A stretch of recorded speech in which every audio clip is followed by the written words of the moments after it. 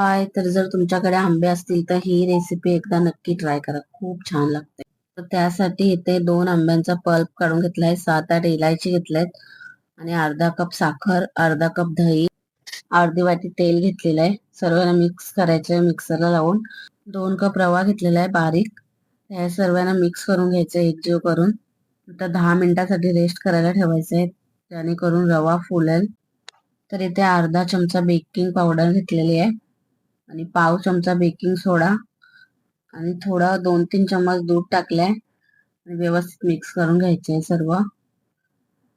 व्यवस्थित मिक्स झाल्यावरती एक केक टीनला तेल लावून ग्रीस करून घ्यायचे, त्याच्यामध्ये सर्व ट्रान्सफर करायचंय व्यवस्थित. आणि हे बॅटर जास्त पातळ नाही करायचंय, मीडियमच ठेवायचंय. आता वरती चॉप केलेले बदाम टाकले. तर आता गॅसवरती एक टोप ठेवलेला आहे मोठा 10 मिनिटासाठी फ्री हीट होण्यासाठी. त्यानंतर त्याच्यामध्ये तो टीन ठेवायचा आहे आणि झाकून 25 ते 30 मिनिटासाठी बेक करून घ्यायचा. त्यानंतर चाकूच्या मदतीने असा बघायचं आहे शिजलाय की नाही. तर आपला व्यवस्थित केक बेक झालेला आहे. तर आता थंड करून घेऊ. तर अशा प्रकारे आपला मँगो केक तयार आहे. तर आता कट करून दाखवते.